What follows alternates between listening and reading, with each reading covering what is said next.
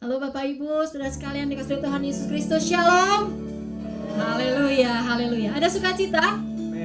Amin. Tuhan Yesus baik, amin. Tuhan Yesus mengasihi kehidupan kita. Tuhan Yesus sungguh-sungguh luar biasa dalam hidup kita. Berkatnya tidak pernah berkesudahan dalam hidup kita. Haleluya, haleluya. Hari ini kami bersyukur kami bisa bertemu kembali dengan Bapak Ibu, saudara sekalian. Kami percaya bahwa kasih Tuhan melingkupi hidup kita. Berkat Tuhan tercurah atas hidup kita, atas keluarga kita, atas gereja kita. Haleluya, haleluya. Kami pagi ini mengajak Bapak Ibu, saudara sekalian, mari kita memuji nama Tuhan. Mari kita menyembah nama Tuhan. Karena hanya nama Yesus, Allah yang berkuasa dalam hidup kita, Allah yang patut kita puji, kita sembah, kita tinggikan. Haleluya. Yesus yang mengenal siapa kita dan apa kita. Baik saat kita berdiri, saat kita duduk, saat kita tidur atau saat kita bekerja, saat kita melakukan aktivitas kita, atau saat kita beristirahat di rumah, saat kita mengalami suka, saat kita mengalami duka, saat kita mengalami sukacita, saat kita mengalami tangisan, hanya Yesus, Dia yang mengerti pribadi kita. Haleluya.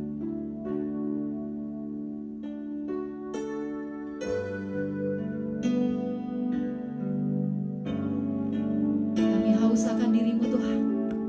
Kami haus dengar suaramu Tuhan. Kami haus memuji dan memuliakan namamu Yesus. Haleluya, haleluya Tuhan Yesus.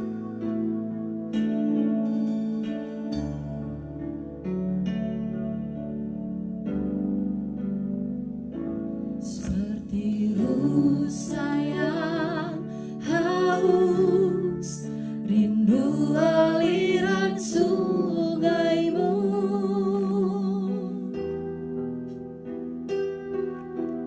hatiku tak tahan menunggumu.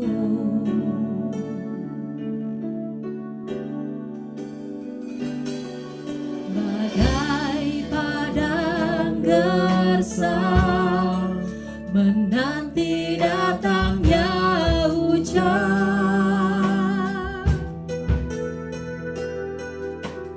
begitupun jiwaku Tuhan,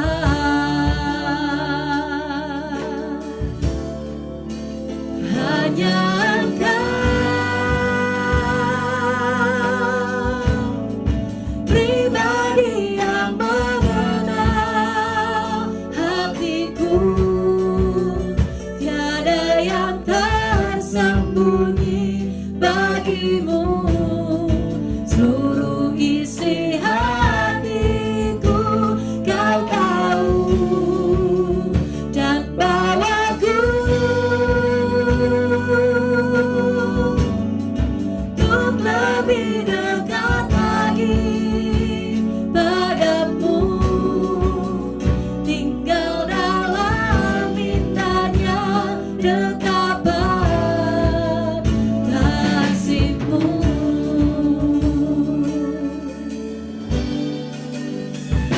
Seperti rusa yang haus, rindu aliran sungaimu,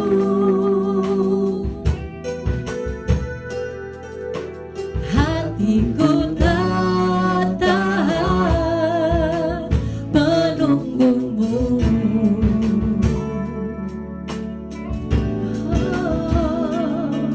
Bagai padang gersang menanti datangnya hujan,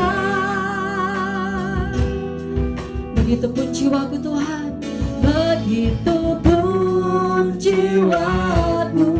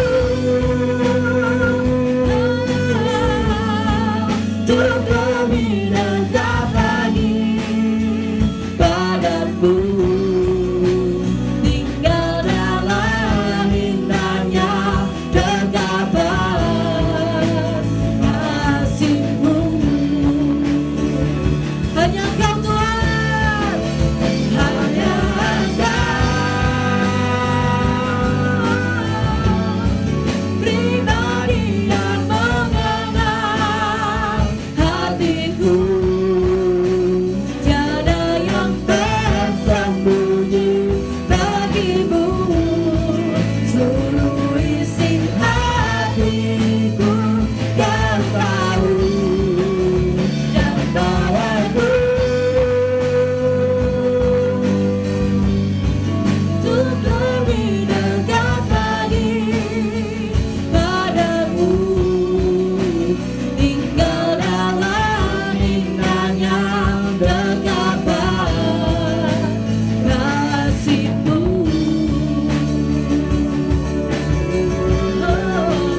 Tinggal dalam indahnya dekapan kasih-Mu. Ku mau tinggal dalam indahnya dekapan kasih-Mu.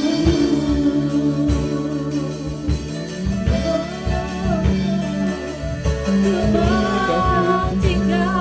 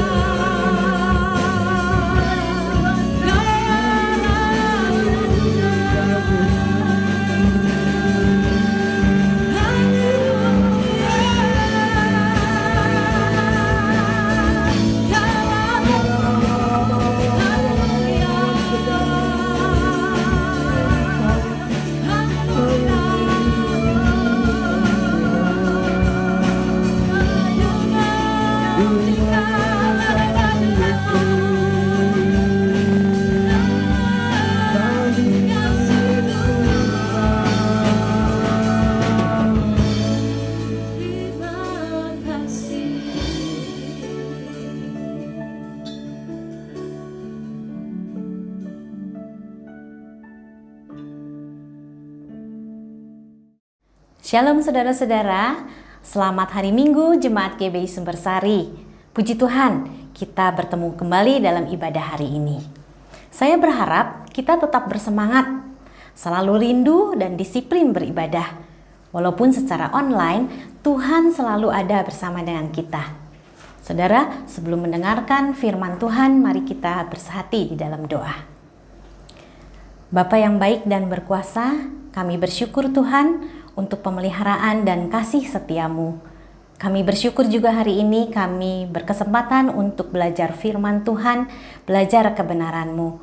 Urapi kami Tuhan, supaya kami diberi hikmat dan pimpinan Tuhan, agar firman Tuhan boleh tertanam di dalam hati, bertumbuh, berbuah, dan boleh mengubah hidup kami semakin berkenan di mata Tuhan. Dan pimpin hamba-Mu untuk boleh menyampaikan kebenaran-Mu dan boleh memberkati siapapun yang mendengar dan memuliakan nama Tuhan. Dalam nama Tuhan Yesus kami berdoa dan mengucap syukur. Amin. Saudara, tema kita hari ini adalah perkataanku, yaitu kata-kata yang keluar dari mulut kita. Mari kita membaca firman Tuhan diambil dari Yakobus pasal 3 ayat 2 sampai 6. Yakobus pasal 3 ayat 2 sampai 6. Sebab kita semua bersalah dalam banyak hal. Barang siapa tidak bersalah dalam perkataannya, ia adalah orang sempurna yang dapat juga mengendalikan seluruh tubuhnya. Kita mengenakan kekang pada mulut kuda sehingga ia menuruti kehendak kita. Dengan jalan demikian, kita dapat juga mengendalikan seluruh tubuhnya.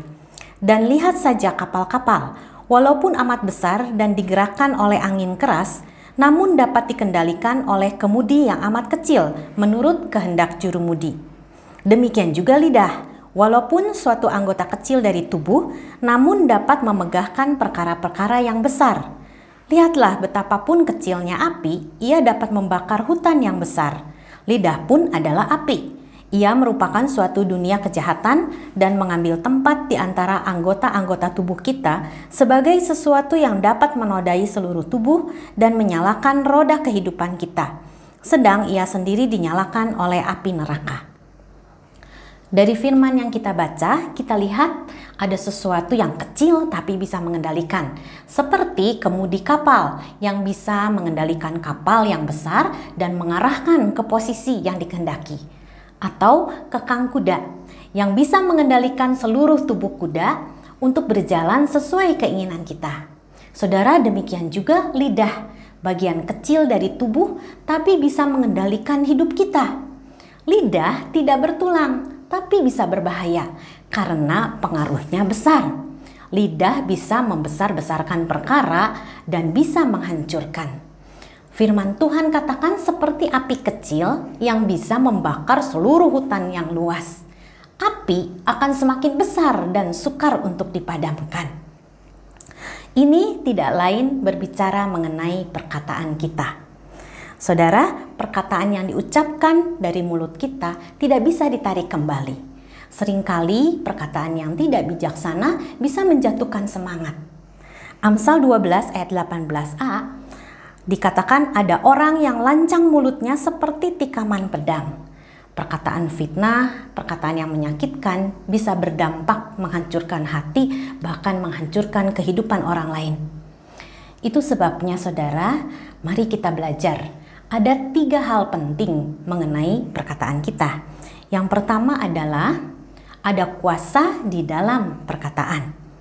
Perkataan yang keluar dari mulut kita mempunyai kuasa.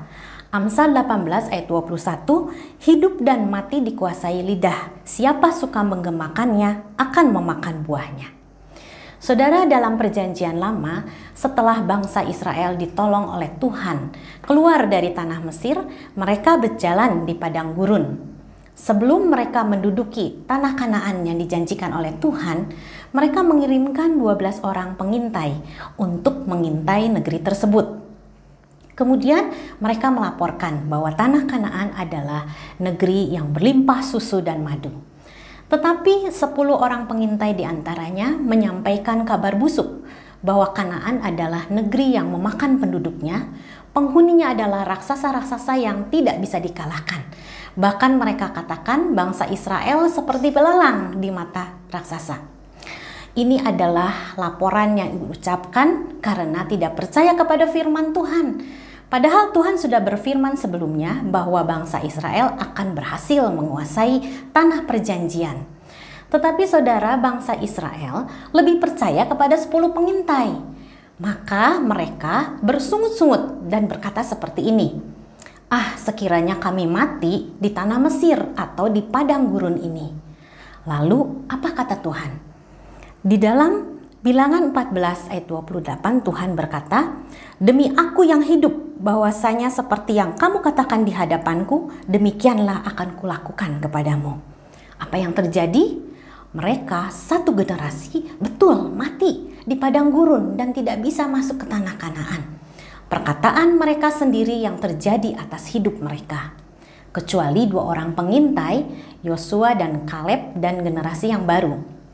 Karena Yosua dan Kaleb mengucapkan laporan yang isinya percaya kepada firman Tuhan bahwa mereka bisa maju dan bisa menduduki negeri yang berlimpah susu dan madu itu. Dan benar, Tuhan menolong mereka bisa melakukannya. Saudara, ada kuasa di dalam perkataan. Hal yang kedua yang penting mengenai perkataan adalah apa yang diucapkan mulut berasal dari hati. Mari kita lihat apa yang Tuhan Yesus ajarkan tentang perkataan. Kita baca dari Matius 12 ayat 33 sampai 37. Matius 12 ayat 33 sampai 37. "Jikalau suatu pohon kamu katakan baik, maka baik pula buahnya. Jikalau suatu pohon kamu katakan tidak baik, maka tidak baik pula buahnya. Sebab dari buahnya pohon itu dikenal. Hai kamu keturunan ular beludak, bagaimanakah kamu dapat mengucapkan hal-hal yang baik, sedangkan kamu sendiri jahat? Karena yang diucapkan mulut meluap dari hati. Orang yang baik mengeluarkan hal-hal yang baik dari perbendaraannya yang baik, dan orang jahat mengeluarkan hal-hal yang jahat dari perbendaraannya yang jahat. Tetapi aku berkata kepadamu, setiap kata-kata sia-sia yang diucapkan orang harus dipertanggungjawabkannya pada hari penghakiman. Karena menurut ucapanmu engkau akan dibenarkan, dan menurut ucapanmu pula engkau akan dihukum." Di sini dikatakan ada buah yang baik, ada buah yang tidak baik. Ini adalah mengenai perkataan kita. Saudara, perkataan yang keluar dari mulut kita bisa baik atau jahat. Mari perhatikan, perkataan apa yang kita ucapkan. Apakah bisa membangun ataukah bisa menjatuhkan? Apakah bisa memberi pengharapan ataukah membuat orang menjadi tawar hati? Apakah ucapan kita berisi ucapan syukur ataukah mengomel bersungut-sungut akan keadaan? Mari perhatikan dengan bijaksana perkataan macam apa yang mau kita ucapkan. Sebab saudara, kita orang percaya dipanggil untuk menggunakan lidah kita untuk memberi pengaruh yang positif. Yakobus 1 ayat 26, jika tidak dapat mengekang lidah, sia-sialah ibadah kita. Yakobus 3 ayat 10 dikatakan, dari mulut kita tidak boleh keluar berkat dan kutuk. Artinya seharusnya hanya berkatlah yang kita ucapkan. Matius 12 ayat 34 dan 35 yang kita baca tadi, Tuhan Yesus menegur orang Farisi. Bagaimana kamu bisa mengucapkan hal yang baik karena hatimu jahat? Saudara, kita berbicara karena ada hal-hal yang memenuhi hati kita yang ingin diutarakan. Apa yang diucapkan mulut berasal dari hati, menunjukkan apa yang ada di dalam hati kita, meluap dari hati. Jadi perkataan kita adalah buah yang tampak, dan sedangkan hati kita adalah akarnya. Matius 15 ayat 18 dan 19, tetapi apa yang keluar dari mulut berasal dari hati, dan itulah yang menajiskan orang. Karena dari hati timbul segala pikiran jahat, pembunuhan, perzinahan, percabulan, pencurian, sumpah palsu, dan hujat.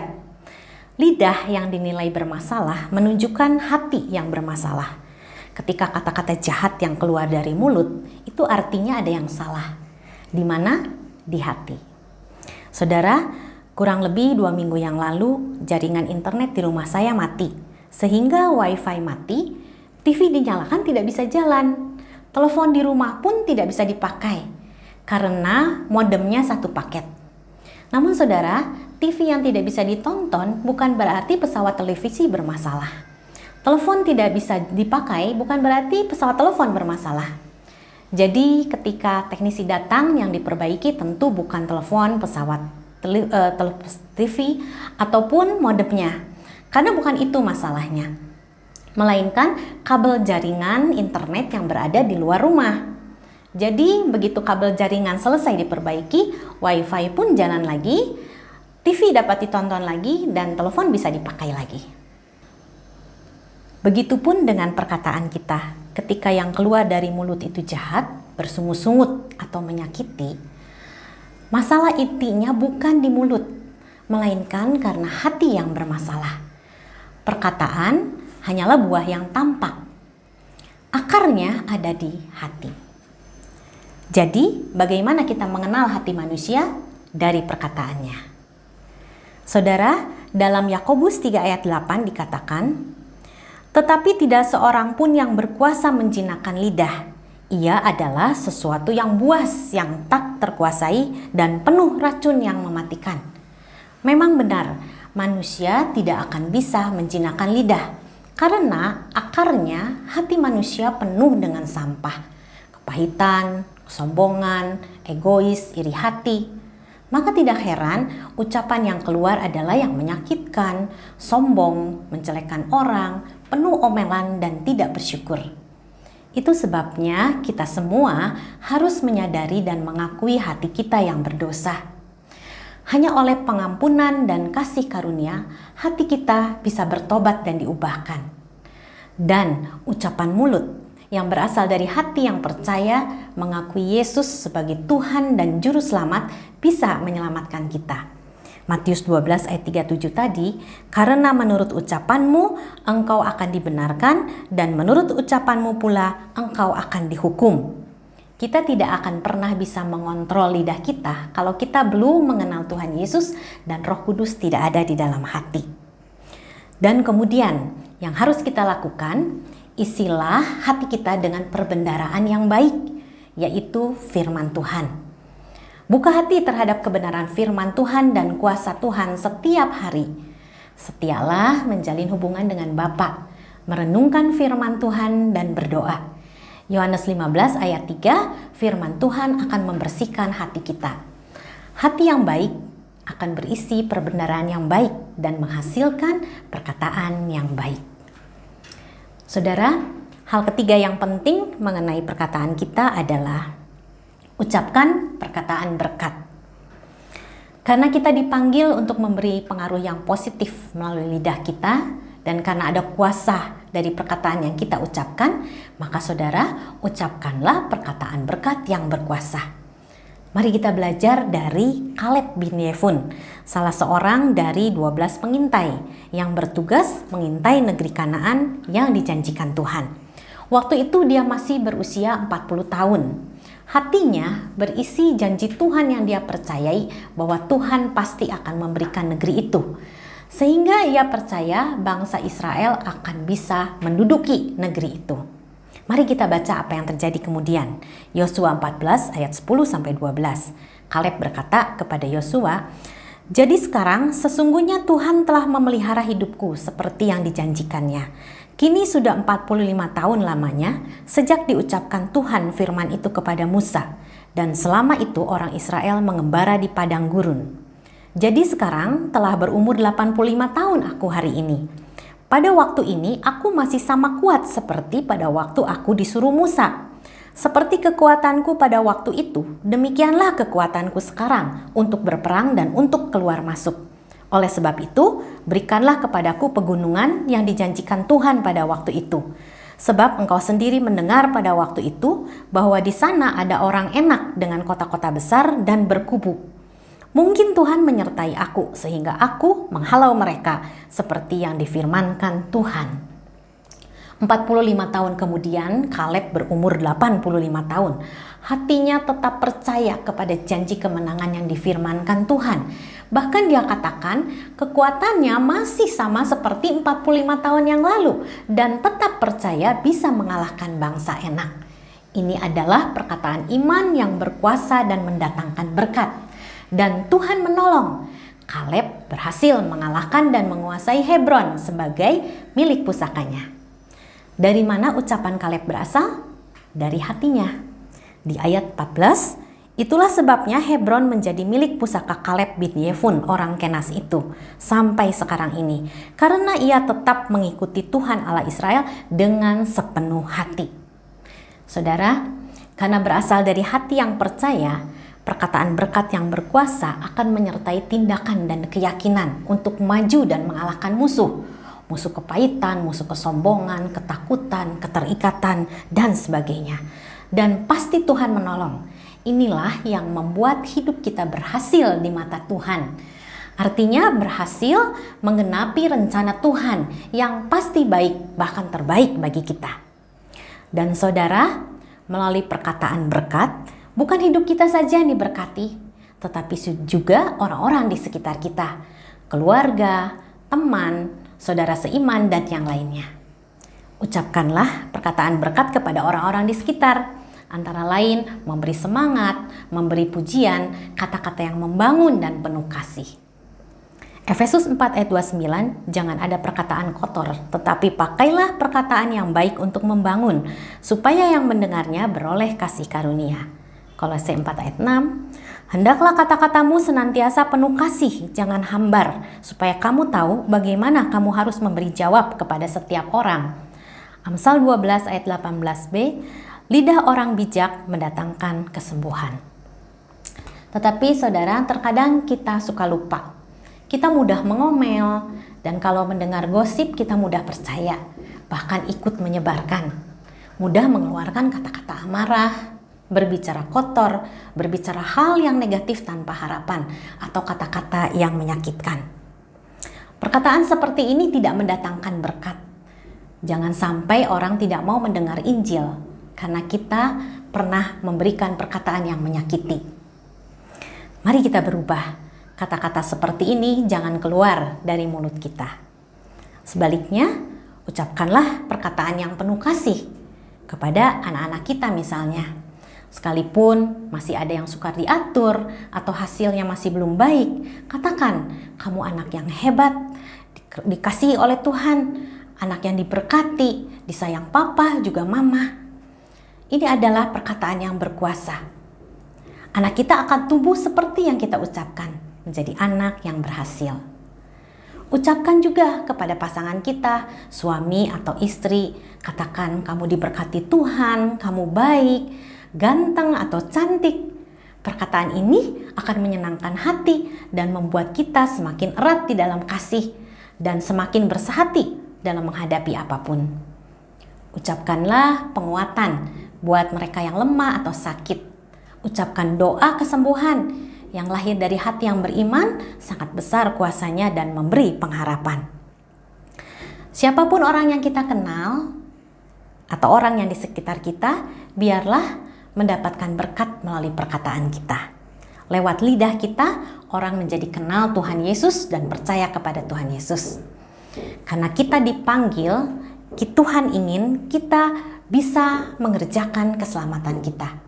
Mari buktikan anugerah keselamatan yang telah kita terima melalui lidah dan perkataan kita.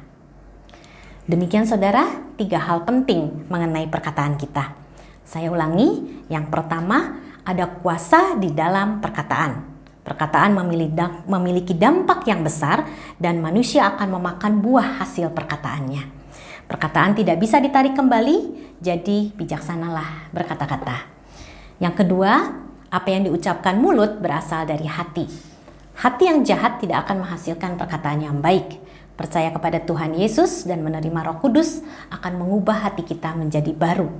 Sehingga perkataan kita adalah buah yang baik. Dan yang ketiga, ucapkanlah perkataan berkat yang berasal dari hati yang percaya. Biarlah hidup kita dan orang-orang di sekitar kita mendapat berkat melalui perkataan kita. Dan biarlah Tuhan Yesus dipermuliakan melalui setiap ujaran yang kita keluarkan. Amin. Tuhan Yesus memberkati.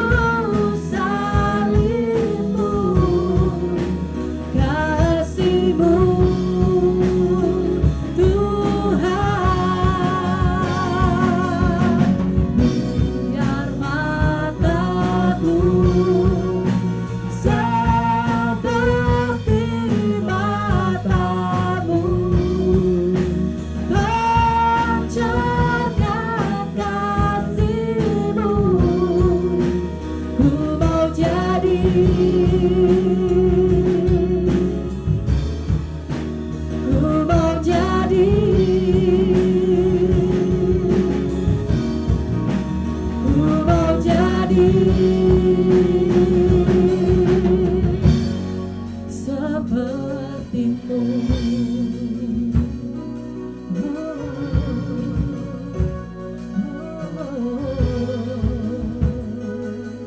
Ku mau jadi sepertimu Tuhan.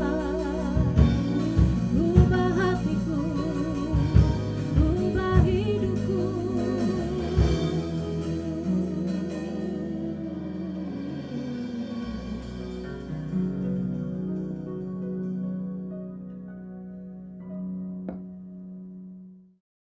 Puji Tuhan, mari kita mengakhiri ibadah kita dengan pengucapan syukur kepada Tuhan. Bapa, kami mengucap syukur kalau firman Tuhan pada hari ini boleh menguatkan kehidupan kami. Kami boleh diajarkan supaya kami boleh mengendalikan emosi kami. Karakter kami Tuhan, setiap hari, setiap waktu Tuhan ubahkan supaya kami boleh semakin indah di dalam Tuhan. Kami boleh mengerti bahwa Tuhan punya satu rencana rancangan yang indah dalam kehidupan kami. Oleh karena itu Tuhan, beri pada kami hati yang terus menyerahkan kehidupan kami hanya ke dalam tangan Tuhan saja. Kami percaya bahwa kasih karunia Tuhan berlaku atas kehidupan kami. Masa depan kami adalah masa depan yang luar biasa bersama dengan Tuhan. Di tengah-tengah persoalan yang sedang kami alami, khususnya dalam keadaan pandemi saat ini Tuhan, biar kami juga boleh terus mengendalikan kehidupan kami. Kami hanya menyerahkan kehidupan kami hanya ke dalam tangan Tuhan, dan Tuhan saja yang menolong kami, memampukan kami untuk menjalani kehidupan ini sesuai dengan kehendak Tuhan. Kami mengucap syukur, terus berdoa bagi setiap jemaat di GBI Sumbersari. Berikan kepada kami kekuatan untuk kami boleh mengerti bahwa Tuhan punya satu rencana yang indah di dalam setiap langkah hidup kami. Oleh karena itu hamba-Mu berdoa bagi setiap saudara-saudara kami, setiap jemaat Tuhan yang ada dimanapun mereka berada saat ini. Kasih setia Tuhan menyertainya, pertolongan Tuhan tidak henti-hentinya dalam kehidupan kami, dan kebaikan Tuhan nyata atas kehidupan kami. Berdoa secara khusus bagi saudara-saudara kami yang sakit, di dalam nama Yesus, oleh kuasa Tuhan, oleh bilur-bilur-Mu, disembuhkan, dijamah oleh Allah saja. Terima kasih Bapa. Demikian juga saudara-saudara kami yang saat ini sedang berbeban berat, dimanapun mereka berada. Kami percaya pertolongan Tuhan ajaib, pertolongan Tuhan luar biasa, mujizat Tuhan berlaku atas kehidupan kami, sehingga kami boleh menyelesaikan segala sesuatu yang mustahil pun kami akan mengalaminya, mujizat Tuhan yang nyata di dalam kehidupan kami. Terima kasih Bapa. Kami sungguh mengucap syukur, biar kiranya setiap langkah hidup kami Tuhan yang atur, setiap langkah hidup kami Tuhan yang menuntunnya, dan Tuhan yang melindungi kami dimanapun kami berada. Kuasa Tuhan nyata, kemurahan Tuhan nyata, kebaikan Tuhan sungguh ajaib di dalam kehidupan kami. Terima kasih Bapa, kami sungguh mengucap syukur. Oleh karena itu Bapak Ibu saudara sekalian, mari arahkan hatimu kepada Tuhan, angkat tanganmu di hadapan Tuhan, terimalah berkat yang datang daripada Allah saja. Biarlah kiranya damai sejahtera daripada Allah Bapa, kasih dan pengorbanan dari Tuhan Yesus Kristus, penyertaan, pertolongan, bahkan perlindungan daripada Roh Kudus menyertai saudara sekalian mulai saat ini sampai Maranatha, Tuhan Yesus datang yang kedua kali. Yang percaya katakan amin. Puji Tuhan, Tuhan Yesus memberkati.